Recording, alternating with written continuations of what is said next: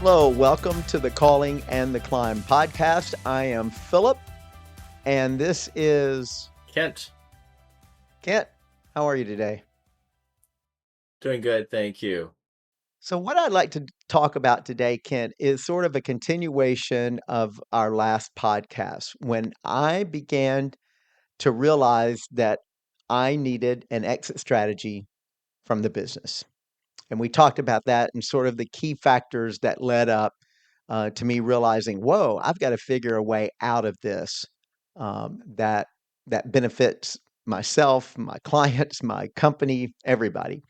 And so at the end of that episode, you'll remember, Kent, I talked about you asked me about a catalyst that sort of Yeah, propelled me toward moving toward an exit strategy. And it was several years after that. But I mentioned that one big project that we got that was the biggest project we had ever seen and stretched us to the max. And that was the catalyst that kind of catapulted us to the next level to where we could begin to move toward an exit.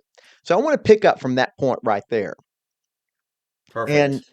um, I think you remember I talked about being in that hotel in Memphis and seeing the news about this company that was in some legal Right. having some legal issues and I knew just something clicked inside that this is an opportunity. I didn't know how, had no reason to think we would be involved, but as a matter of fact, we were involved. And so we were hired to collect, process, host all the data in that case and so many other things. So, where I want to pick up today is kind of my state of mind at that point in time. Because I will tell you, I wasn't thinking exit strategy at that moment, Kent. What I was thinking about is how do I maximize on this opportunity? How do I meet this challenge? Because I didn't know how it was going to be beneficial, but I knew it was going to be hugely consequential for my company in a good way. So I would kind of like to compare my state of mind at that time to a famous or maybe an infamous speech that was given by Donald Rumsfeld, who was the Secretary of State, no, Secretary of Defense, I think, Defense. under Yes. uh, George W. Bush. And this was in the lead up, if you'll remember, to the Iraq War in the early 2000s, Right. after 9/11, of course. And so, infamously, I think Donald Rumsfeld made this speech where he talked about the known knowns, the known unknowns, and then the unknown unknowns. It was classic Right. Rumsfeld if you've followed his career at all in government. But he said, in analyzing what they were analyzing leading up to the Iraq War, there are some things that we know. And then there are some things that we know that we don't know. And then there's some things we don't even know that we don't know them. And that to me was where I was at that point in time. There were some things that I knew that we were 18 years into the business, and I knew what do I know right now? I know that we can competently run IT for law firms. We've got that. We know law firms. We know how they operate. We know how to do everything from basic back office server setup and administration all the way to more boutique computer forensics and electronic discovery. We knew that. We can do it Yeah. good, very good, as good as anybody I can test for small to medium sized law firms with even with just our current staff. What I was convinced in my vision is that this model can scale not just to small and medium size, but where we can go to big law firms. We can do this model can work and actually make sense economically for bigger law firms, and that's what I wanted to do. So we can scale this bigger if we just had hmm, more money and more staff. It's one thing to go with a staff of 15 or whatever it is and say, a law firm of 80 attorneys, whatever, we can do your IT. Yeah. I mean, That's not a stretch. But it's another thing when you go to a law firm of 200 attorneys and say, with my small staff, Okay. we can take on your IT along with these other X number of clients. That's a stretch for them. And so I knew we could do it though, but we had to have money. We had to have more staff. We had to build up our staff, but we had the know-how. The known was that we know how to do this. Now I've got to take it big. So the known unknowns, in other words, what I knew then that I don't know was how to get that money. I knew I needed the money and I knew Right. I didn't know how to get it. So that was my known unknown. I didn't know how to build my staff to a critical level that we could competently go in and try for the larger law firms to do that before I had the income from those firms coming in. So I had to do a lot of work that was going to cost me money, infrastructure, and I didn't have the money. So didn't know how to do that. And I just didn't know how, and I knew that I didn't know this. I didn't know how to position us as a bigger player in the market. Up to that point, we had a great reputation, but we were working with small to medium-sized law firms, and that was sort of our niche.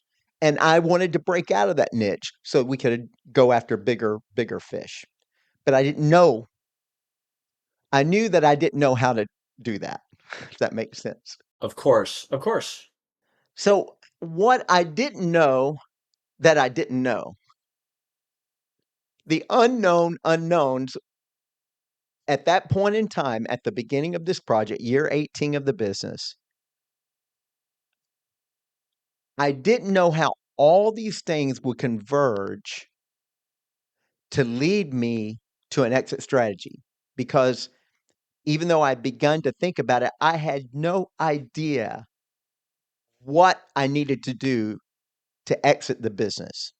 And all of these factors that I've just mentioned, we're well positioned, we're ready to scale, we don't have the money, we don't have the resources, I don't know how to position us. But if all these things came together, how that was going to converge to put us on the path to an exit strategy, I didn't know that I didn't know that at that point. Does that make Okay. sense? Yeah, yeah, that makes sense. Of course. Um, but I will tell you, Kent, the biggest the known that I had going for me at that point in time, and it's sort of the whole theme of this podcast, was that I knew by that time that what I was doing was my God given calling. He had called me to be an Okay. entrepreneur. He had called me to do this. Yep. There have been too many doors open. There have been too many miracles happen. There have been too many tight places that he had brought me through that I knew, okay, God's hand is on me. So I knew that.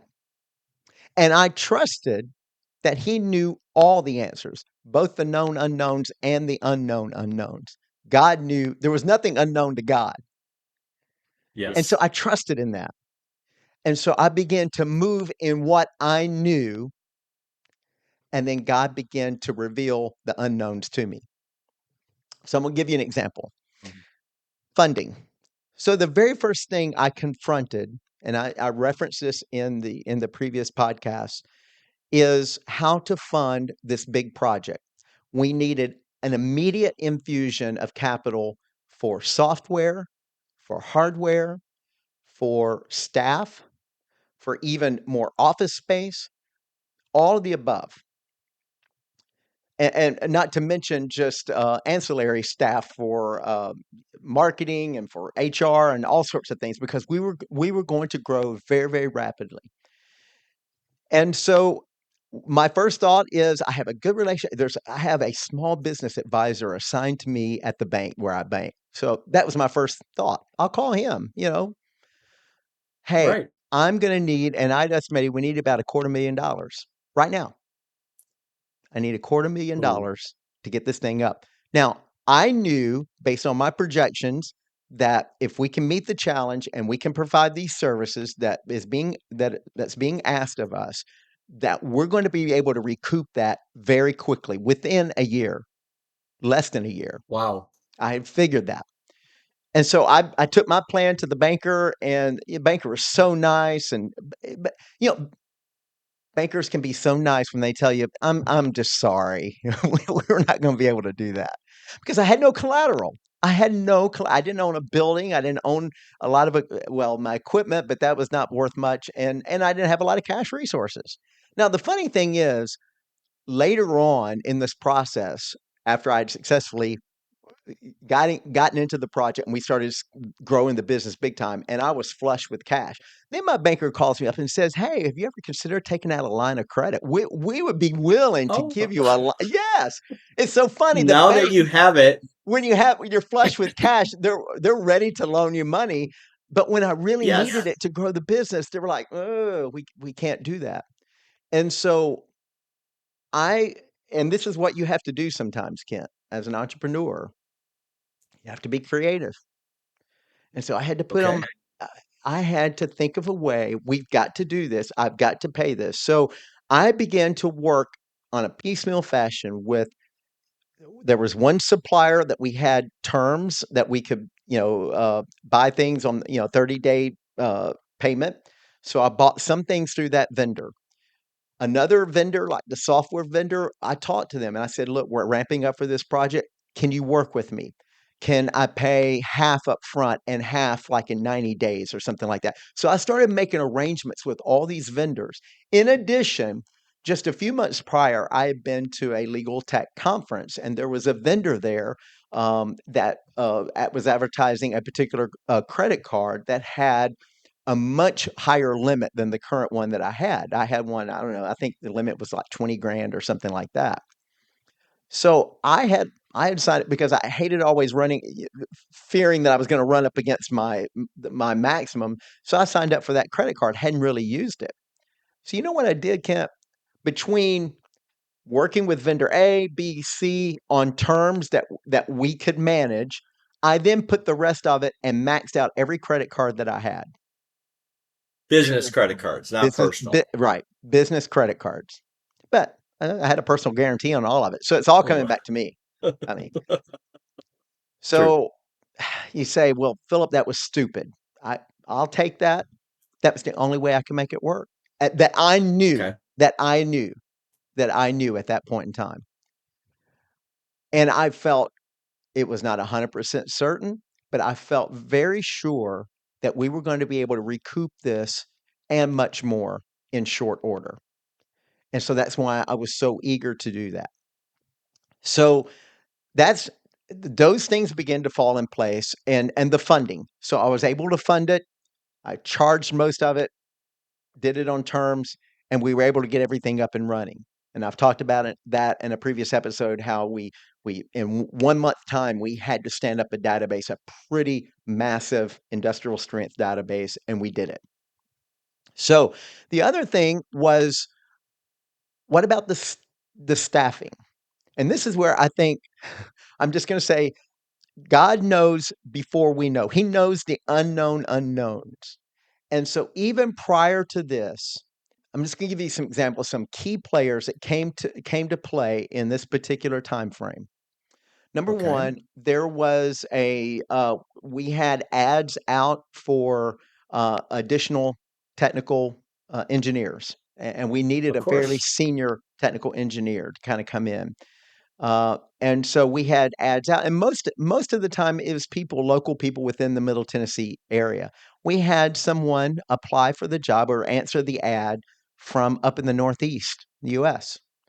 And so I oh, remember interviewing this guy and was very impressed with him. Very, very impressed. Just really knowledgeable, really sharp. And I'm like, "So why are you looking to move to Nashville? You have family here. What's the connection?" No, no connection whatsoever. He had 2 small children. My wife and I have discussed this. We wanna relocate. We've located several cities that we think we would like to live in. We like Nashville. We wanna move there. I'm like, mm. "Okay, and we wanna hire you." And so Yes, I made that yes. hire literally months before this project broke. Literally months before, not knowing. I'd hired him for just basically to come in and be a leader on our tech team. He was instrumental in masterminding a lot of the back end infrastructure for this project.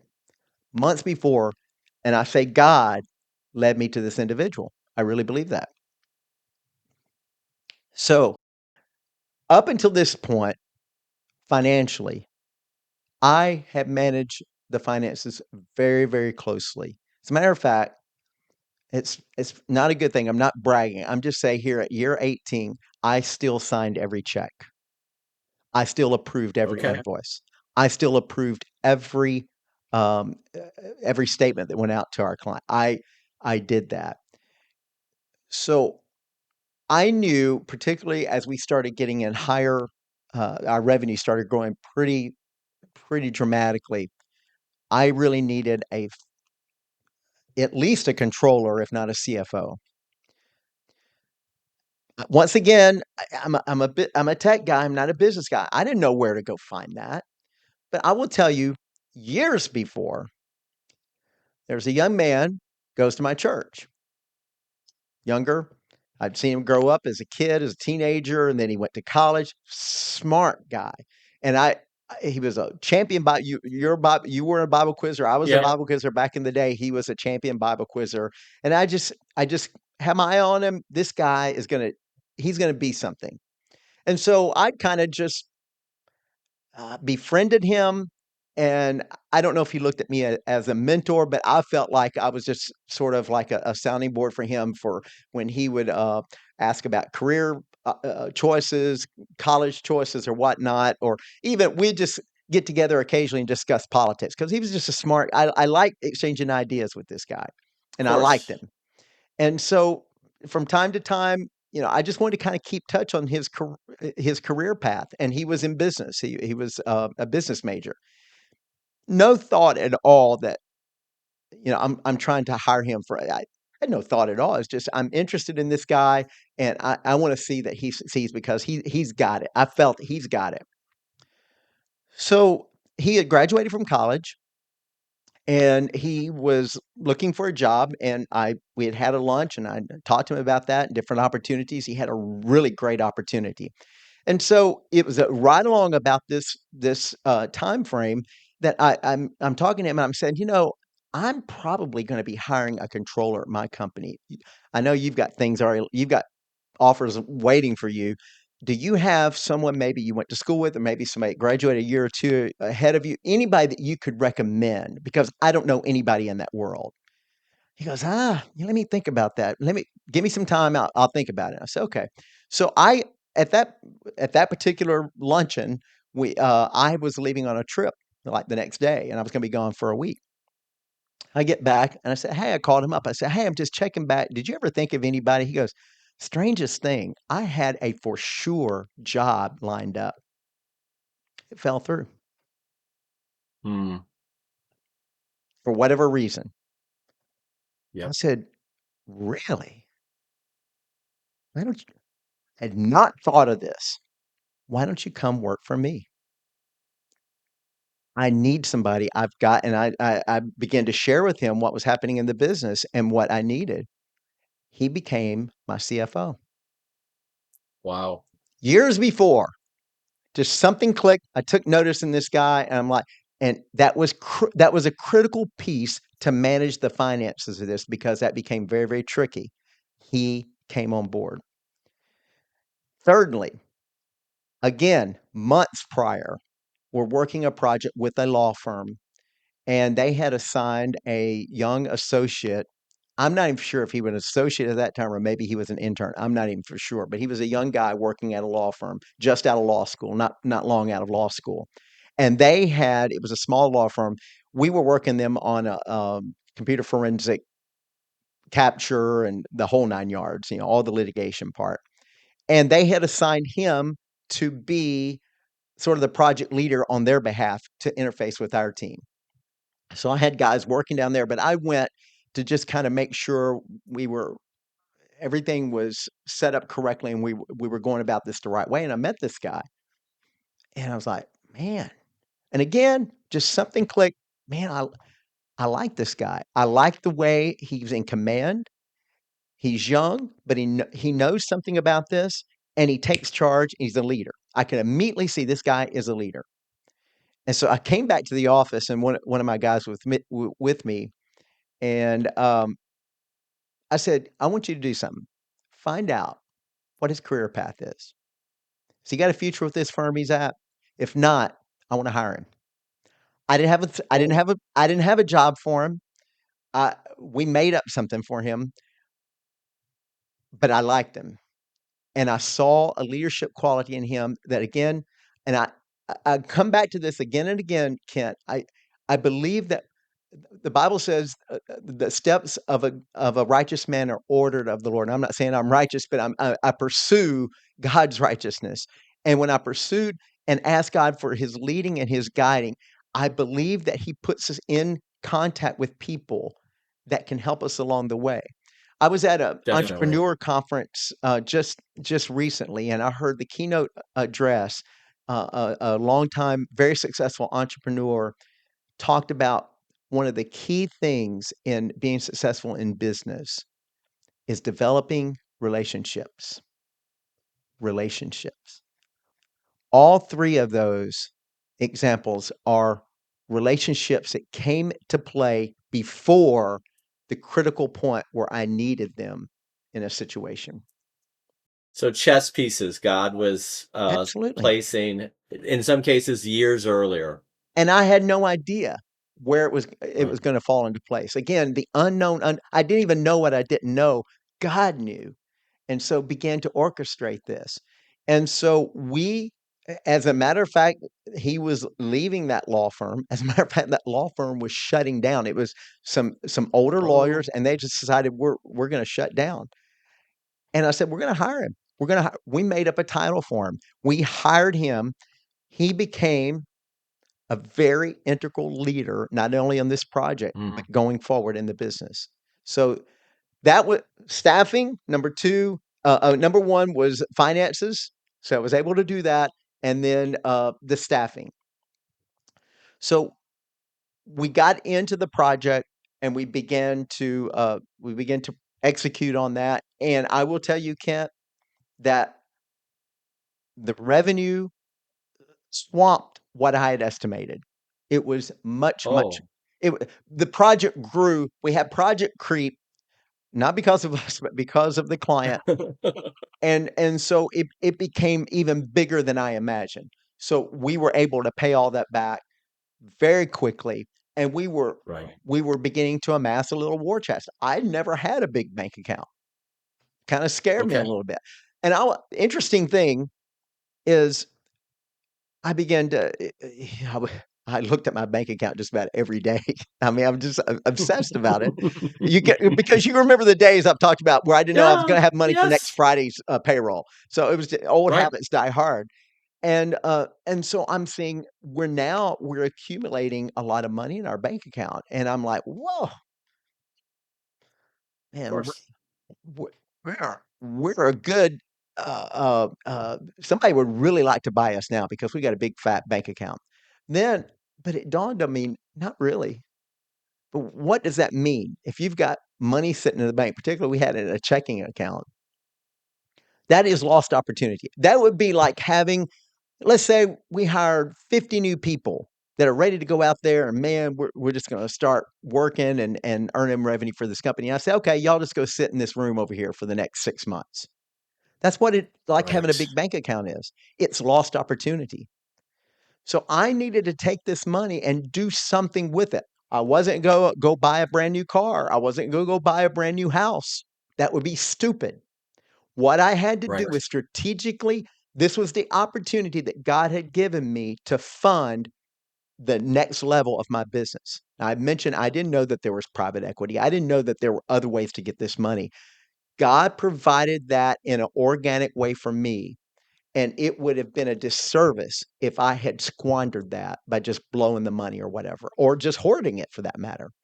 I had to take that profit that we're making and then reinvest it into the business in a way that's where the exit strategy began to come in view. Ha, this is the money I was wanting so that I could position our company to go after bigger and bigger law firms.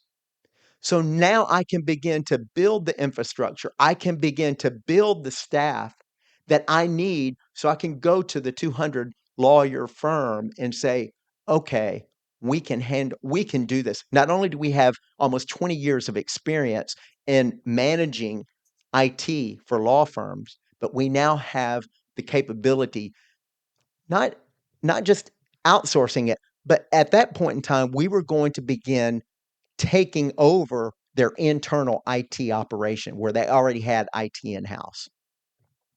So Wow. That makes that sense. that was what began to come into focus that I had no idea prior to this project coming on. So it created a new paradigm for us of supporting firms.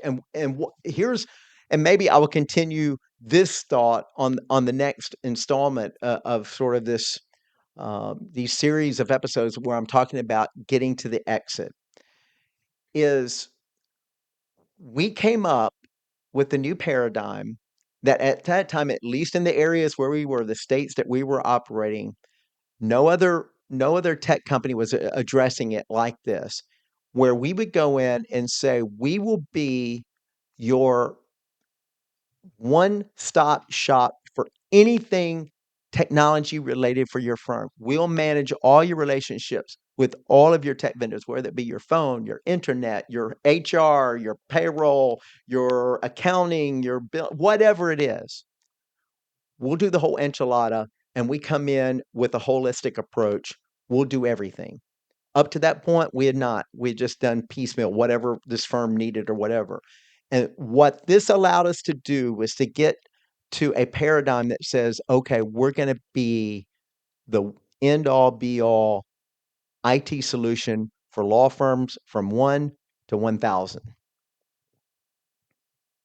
Very cool. So that was how I came to the unknown. The unknown Yes. unknown was how am I going to get us to an exit? All these things fell into place to begin to crystallize that in my mind. And so we'll take it from that point in the next episode. But this is a pretty exciting precipice for me at this point in time. Yeah, the whole transition from dealing with small to medium to suddenly having a vision on how we can implement. We have the cash, we have the infrastructure, we have everything for large, and suddenly and now we have an idea on how to do that to offer them something none of our competitors can. That's exactly right. Yes. And That is quite a trajectory. it is quite a trajectory. It's not that I didn't have the vision. I had the vision to do that many years before, but I had no idea how to get there. I knew I didn't have the resources. And so that's the series of events that happened in year 18 was what led me to, okay, this can become a reality. Very cool. That's great. That's great. Thank you for sharing that, Philip. I can't wait to see or hear the next episode of the exit Well, strategy. there's still some hills and valleys. We'll talk about it. One smooth I'm sailing sure all the there way. are. All I'm right, sure we'll talk there about that are. later, okay?